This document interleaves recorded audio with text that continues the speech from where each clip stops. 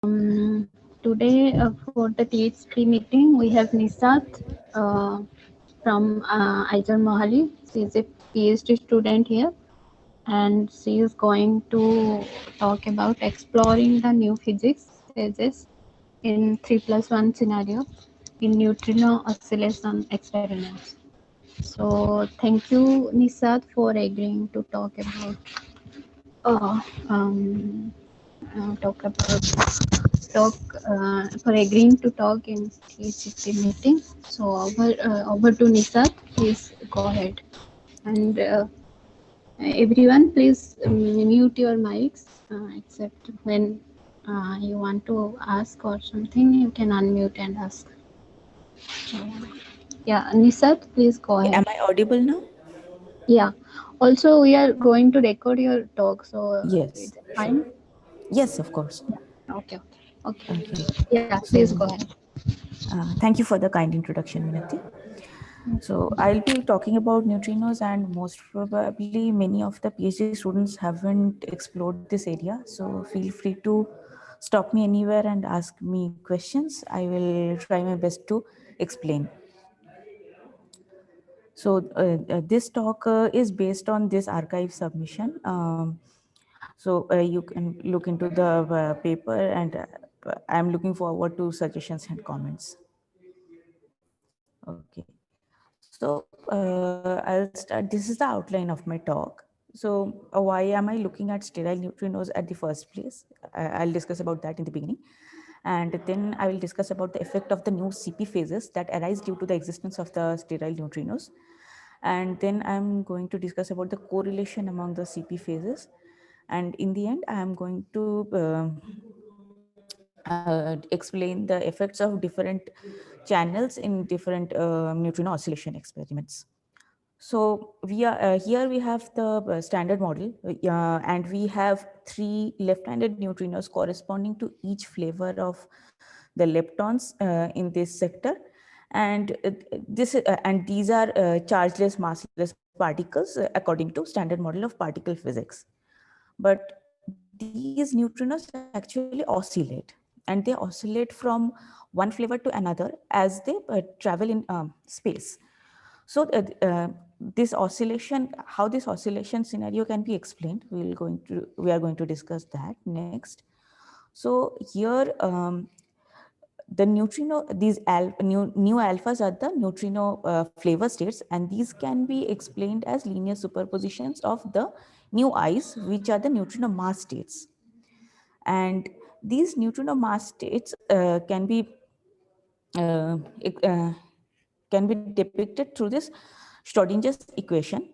And on solving this Schrodinger's equation, by doing simple quantum mechanical calculation, we arrive at the expression of the probability of neutrino flavors going from flavor alpha to flavor beta through this expression. Now, in this expression, we have two interesting terms. Those are delta m square ij. The interesting term is delta m square ij.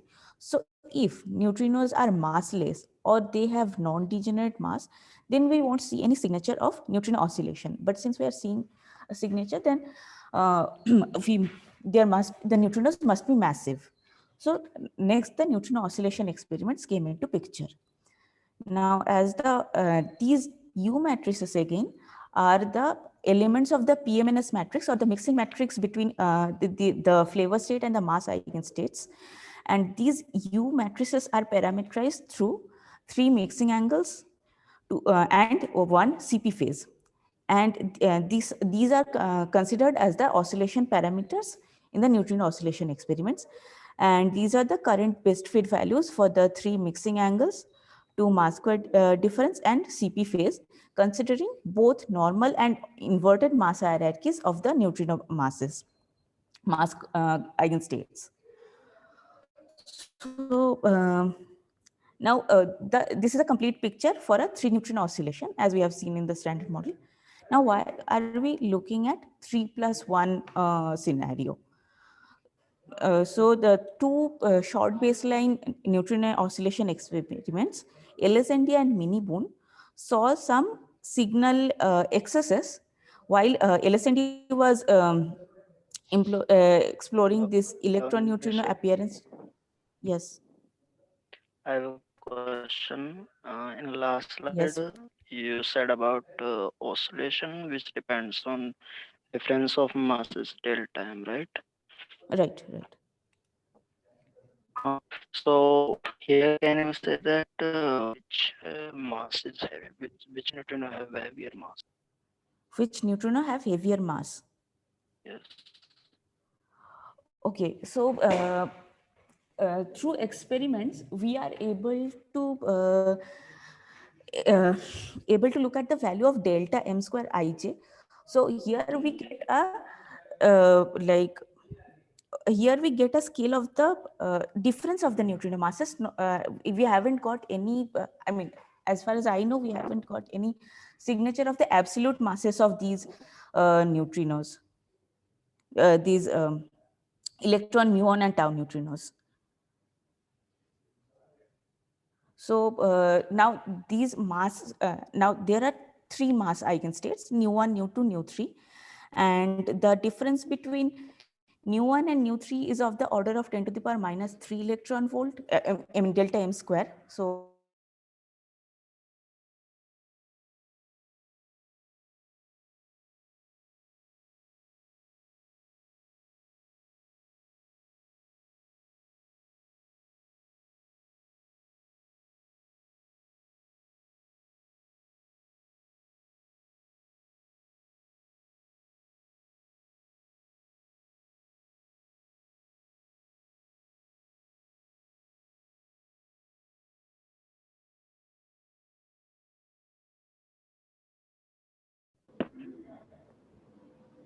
Uh, yeah, Pramod, okay, you can, I think you can chat your questions yes, you can later.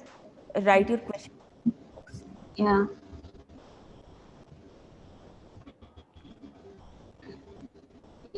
I think I think internet connection is working now. So if someone wants to connect to ICER campus internet, so please go ahead.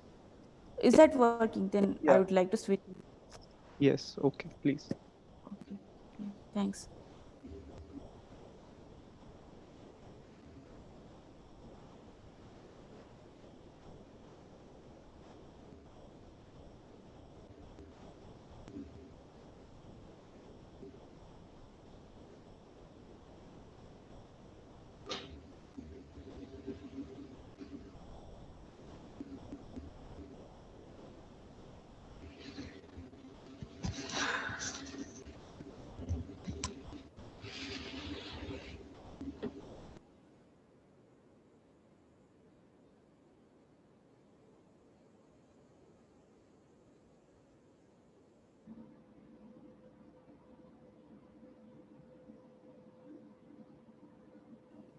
Yeah, please give me a moment.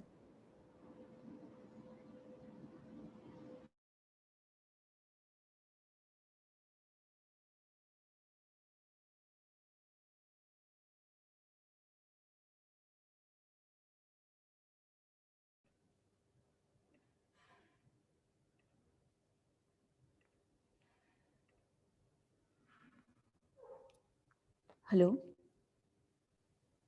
Hello. Yes, we can hear you. yes, you can see. Okay, Okay. great. Okay. So, so do you have the question from Pramod? He's there, I think. Yeah, Pramod. Hello. Idea.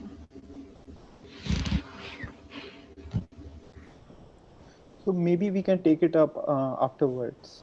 Yeah. Okay, then I shall proceed.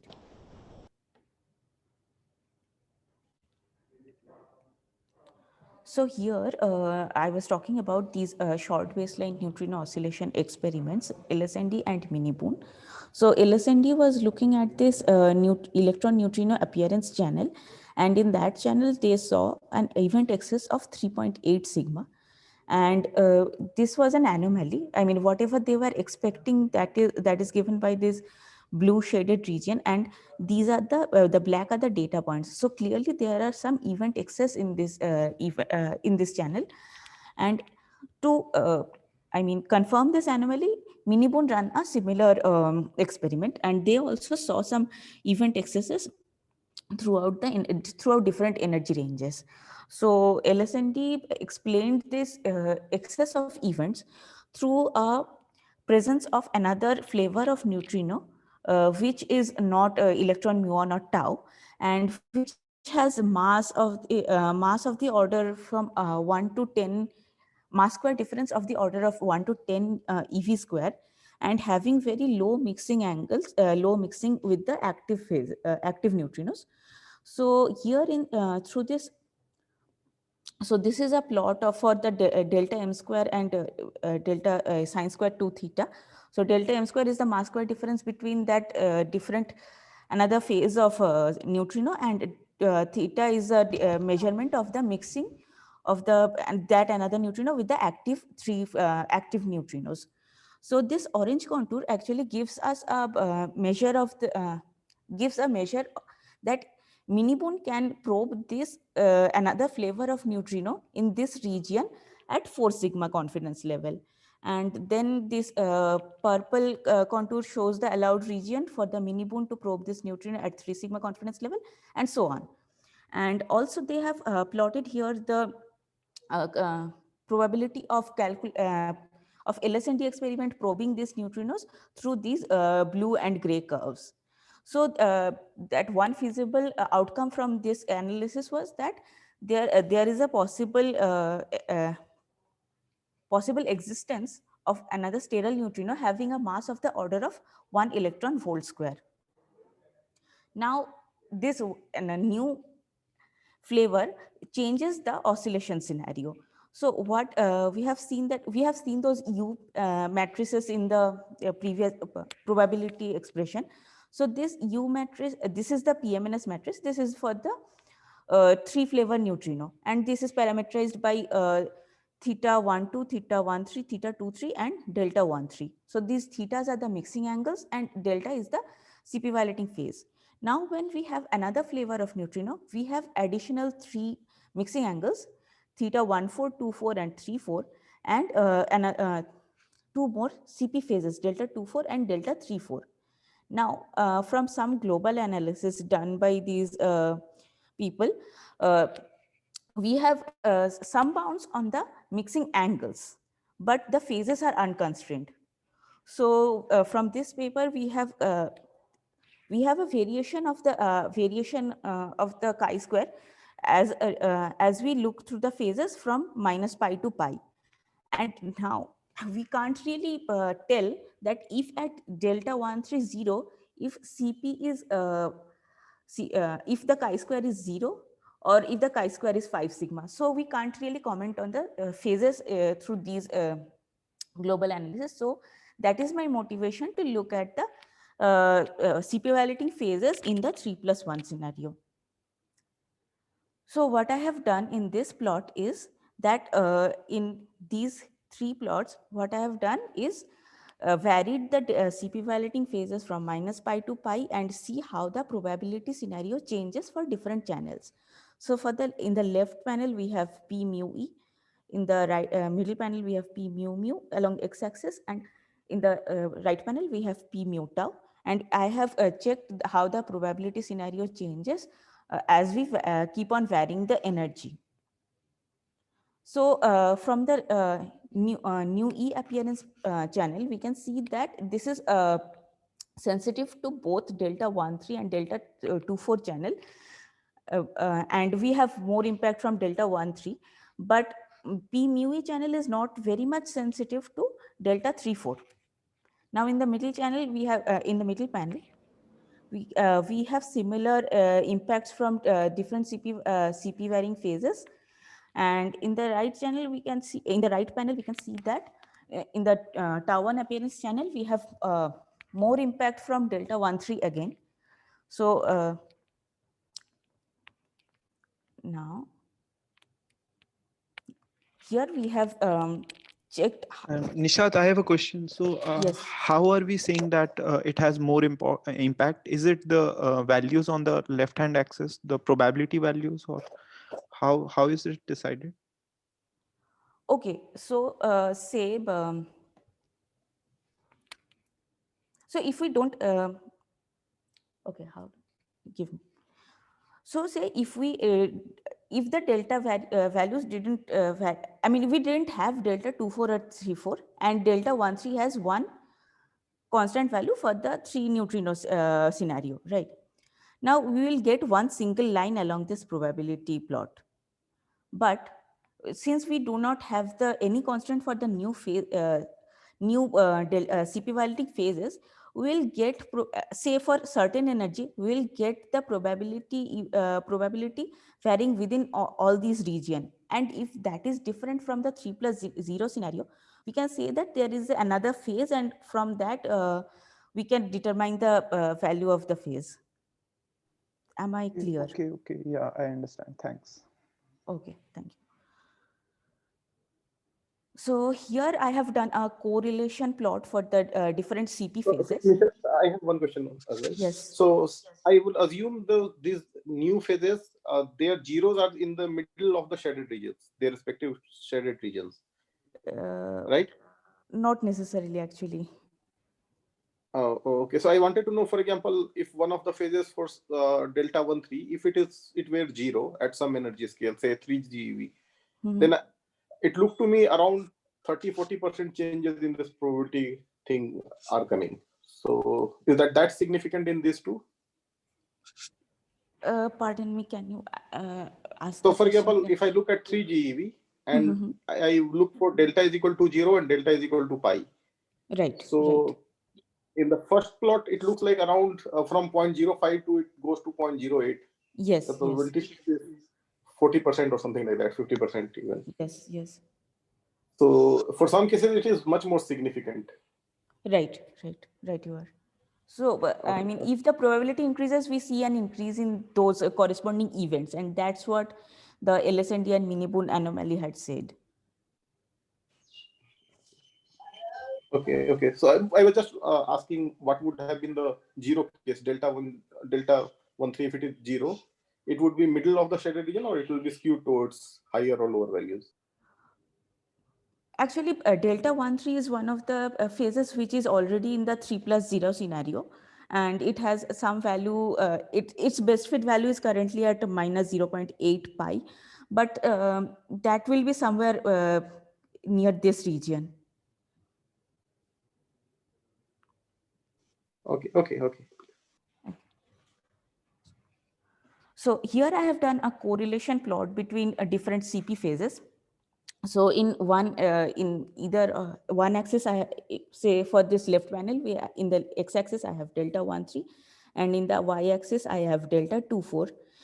These are the test values, and I have taken the true values or the true values at delta 13 at minus 0.8 pi, which is the current best fit values, and taken delta 24 and 34 to be 0. So it is a scenario which is like 3+0 scenario. So, and these 0 values of delta 24 and delta 34, that is the new phases, will give us a CP conserving scenario for these two phases. And while doing this chi-square calculations, I have marginalized over the mixing angles, new mixing angles, which are theta 14, 24, and 34, and also marginalized over delta m square 13 and theta 23, which are poorly measured oscillation parameters currently. So here we can, from this plot, we can see, so these red contours actually give us a measurement of the precision for these CP phases for Dune experiment data only. And in the green contour, I have added T2K and NOVA experiment data to Dune. And in the blue contour, I have added the HK experiment data as well. So why I have added these experimental data is that as we have better statistics, we will be able to bound these the values of the CP phases in a better way. So when we add T2K and NOVA, it doesn't improve the precision much, but as we add HK data, the precision is better. The precision is better, and also we can see that delta 1,3 is the precision of measuring delta 1,3 is really better than delta 2,4 or 3,4. So we have less spread along delta 1,3 and more spread along delta 2,4 for these contours. And this is for delta 2,4 and delta 3,4 correlation. Now I have done the same exercise, taking the delta 2,4 and delta 3,4 values at minus 0.5 pi.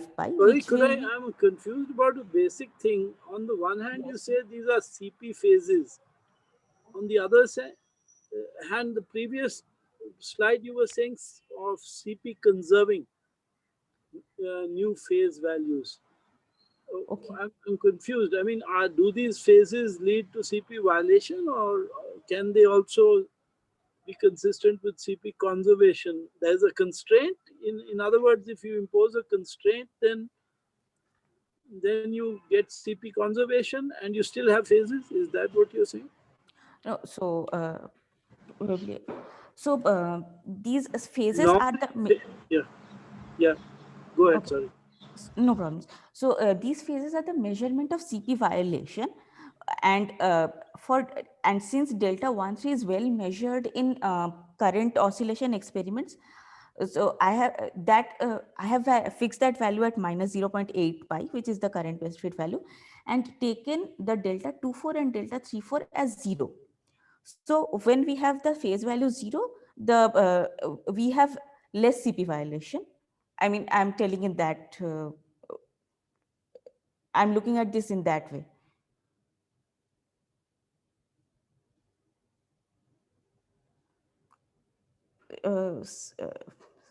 Sir, is my answer clear? Does a value of minus 0.8 pi violate CP or conserve CP? It violates CP. Okay. So you're saying no additional CP violation. Right.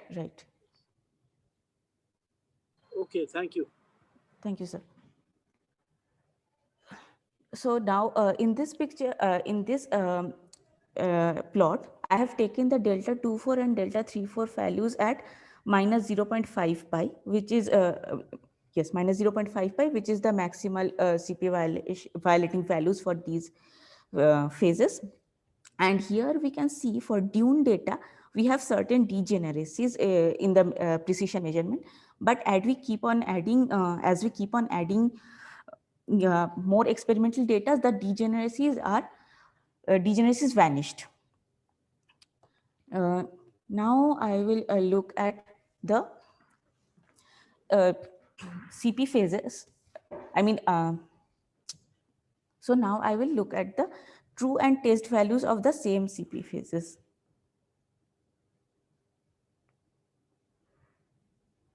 Okay, so there is a typo. This would be delta 1,3. Okay, so the thing is that here what I have done, I have, so instead of taking one particular true value for the CP phases, I have taken all the true values varying from minus pi to plus pi and checked where the test values lie if we look at the experimental data. Now, in the left panel, I have varied, in the exercise axis, I have varied delta 1,3, and in the true delta 1,3, and in the y-axis, I have varied test delta 1,3. Now, has the experiment been so efficient to reconstruct these CP values? We would get a single diagonal line. But instead of that, we see a spread along the diagonal line, which says that for and this gives us a measurement of probing the CP, true value of the CP phase from one experiment. So again, the red contours give us a measurement of the chi-square values at 1 sigma level from dune, and the green contours are the chi-square values from dune plus T2K plus nova, and the blue contours are gives us the chi-square value for dune, T2K nova, and HK experiments. And here we can see that we are getting a better precision for delta 1,3 measurement, but delta 2,4 and 3,4 has degenerate values for one single true value. And these degeneracies get narrowed down as we keep on adding more statistics. Now, here I have also played with the new mixing angles, which are theta 14, 24, and 34. So here I have taken the mixing angles having values 5.7 degrees, 5 degrees, and 20 degrees. Now, in this plot, I have taken the mixing angles having values 10 degrees, 6 degrees, and 25 degrees. So I have taken the mixing angle values larger. And here we can see, if in comparison to the previous plot, that the precision measurements are better in this plot. And this happens because the CP phases are like delta 24 and delta 34 CP phases are, when in the probability expression, they are associated with theta 24s and theta 34s. So respectively. So when we have bigger values of the mixing angles, we are able to probe the CP phases in a better fashion. And that's reflected in this plot. And this gray shaded region is the current allowed region as it has come as per an analysis done by the T2K experiment, which has come last year in April or in April or around that time. So this is the allowed region, and this is how our analysis is doing in this region. So here in this plot, what I have done, I have done another correlation plot of different CP phases taking pairwise. And here I have looked at how different channels in a neutrino oscillation experiment impact the precision measurement of these CP phases. Now in the left plot, I have varied delta 13 and delta 24, the test values of delta 13 and delta 24, and taken the true values to be at minus 0.8 pi and delta 24 to be at 0. And this cyan contour gives me a 1 sigma chi-square values for electron neutrino appearance channel. And this gray contour gives me a 1 sigma chi-square value when I add tau neutrino appearance channel to the electron neutrino appearance channel. And this red contour gives me a measurement of the precision when we have all the three channels. And this is done for Dune experiment only. Now, here we can again see that delta 13 has a less spread along this axis. So we are able to probe delta 13 in a better fashion in Dune. And also here in case of delta 34 as well. And if we look at this plot, delta 24 versus delta 34, we can see that there is a slight improvement in the measurement of delta 34, which is when we add the tau appearance channel. So this from this we can kind of conclude that if we want to look at delta 34 more precisely, we will need more statistics in that tau appearance channel, and that will improve our observation. So here, Nishad, we have a question in the chat section. yes. So Okay. Pramod is asking in slide 13 contour plot, Slide. what is the black dot for? So I think Okay, sure. Okay, so this black dot is for the true value. I mean, when we do a chi-square calculation, we have one value, one true value, and that is fixed. And then we vary the test values along, as I have shown in the axis, and plotted the chi-square values for these test values. So for in this case, the black dots are the true values, and here delta 13 is at minus 0.8 pi, and delta 24 is at minus 0.5 pi. So is that okay, Pramod?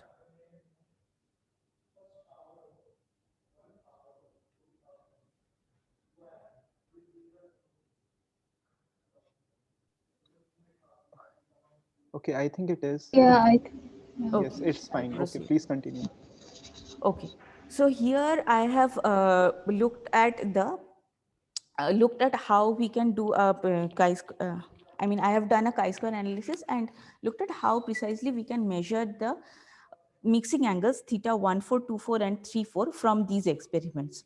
So here we can, now in the top panel I have varied the delta 13 test delta 13 values from minus pi to pi, and in the second in the middle row I have varied test delta 24 from minus pi to pi, and in the bottom panel I have varied test delta 34, and in the first column I have varied test theta 14, and in the middle row in middle column I have varied test theta 24, and in the rightmost column I have varied test theta 34. So from this again we can see that delta 13 can be measured precisely, and we have a closed contour for delta 13, and these are the limits for the theta 24 and theta 34 for different phases.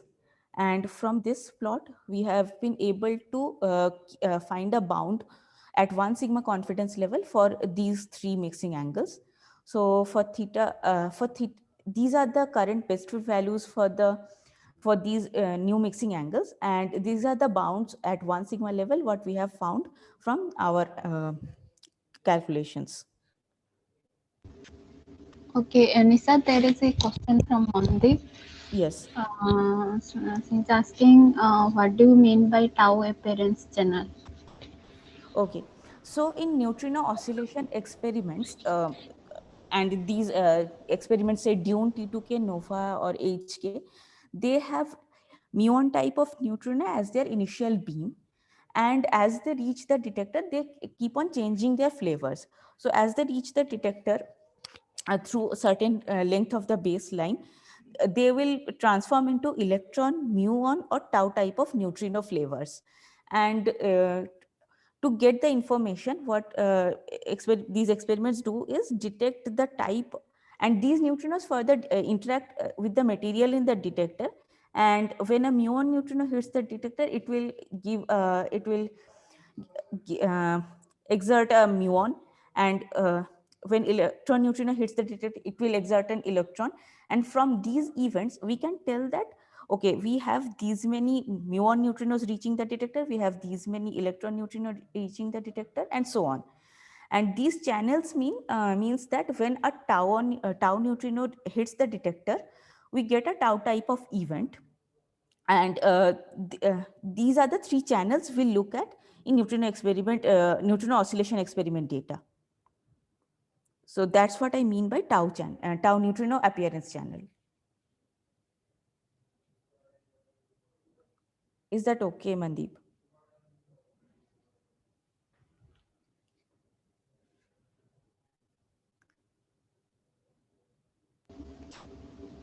Yeah. Okay. Yeah, thanks. She's saying yes. Okay. Okay, you can go ahead. Okay, so this is the end. So in the end, I would like to summarize that we have considered the presence of one sterile neutrino with a mass square difference of the order of 1 electron volt square. And in this work, we have analyzed the impact of different CP phases and channels on the probability amplitude and the reconstructed CP phases. And we have also looked at the CP phases pairwise and how well we can measure those CP phases through different experiments. And we have also looked at the impact of the measurement of impact of different channels on the measurement of these three CP phases. So that's all. Thank you.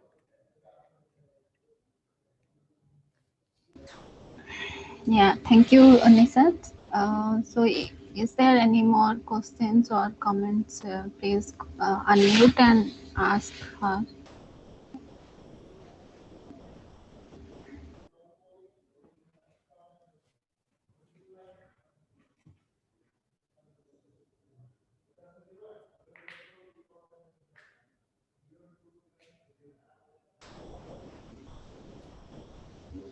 Well,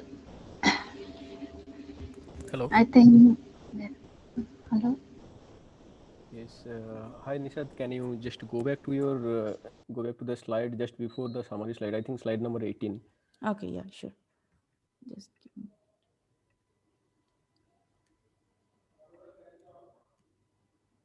Yes, Yeah, this one. just here. So, what do you mean by a broken contour here? So, I mean, Okay, for, yes. So I have. So no, where? So from this analysis by these people, we have a constraint on these three mixing angles at these levels. So for theta 1 for the it can go up to 18.4 degrees and theta 3 4 up to 6 degrees, and these are the values. So when we try to look at the angles, actually we have taken the limit at these values, that here at 18 degrees, here at 6 degrees, and here at 25 degrees. So our analysis is kind of giving a lower limit to these angles. We have got the upper limit from that analysis. So that's why our contours end here, kind of, instead of a closed contour. no, actually, I'm talking about this diagram here. So basically, from the first column and the second row. First column and second row. This one, right? No, second row. First column, second row. Okay, This here. one. So Okay, here you okay. already. I am talking about this particular region. Okay. So there you are already taking the data, but still there is. I mean, why this total the Dune experiment data vanished here totally? I haven't looked into that. I'm sorry. I don't know. And one another like technical question. Yes.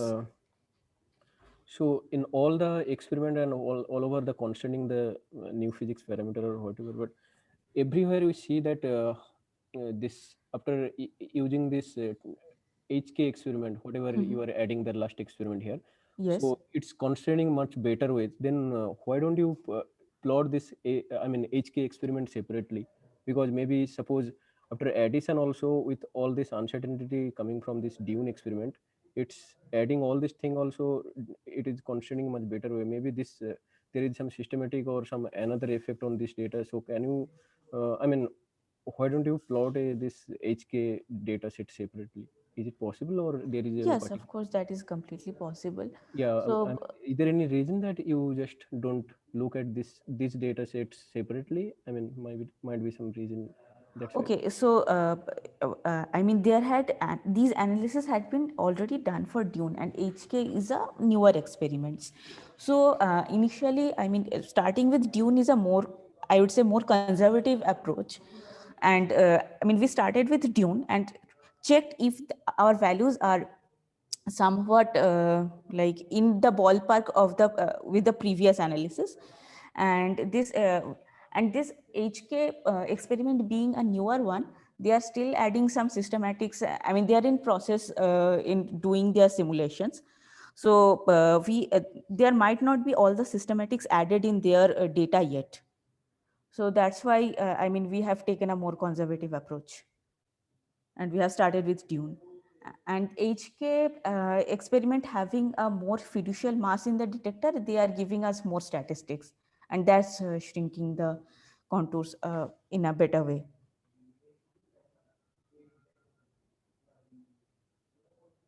Okay, I see. I see.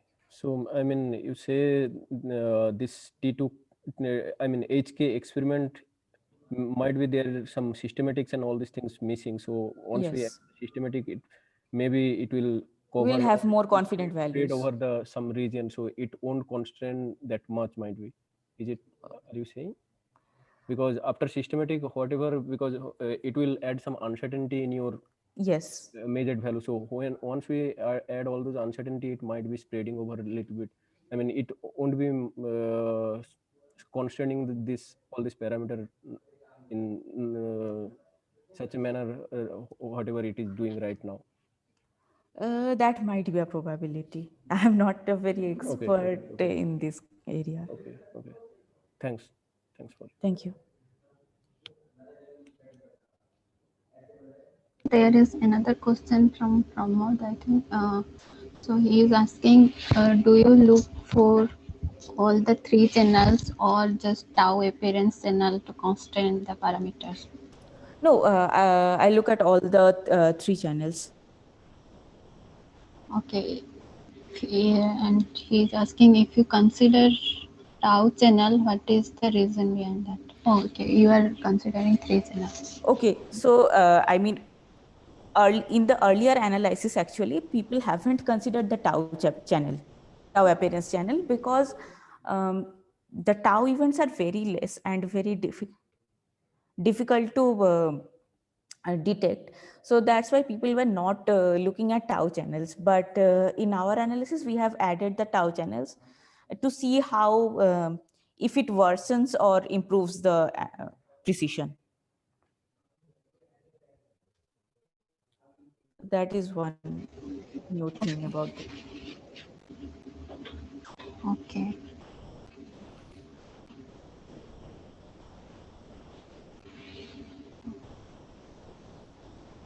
Okay, if there are no more questions, and then let's thank Nisat again for such a nice talk. Thank you everyone Thank you, for your Nisat. time. Yeah. Yeah. Bye, everyone.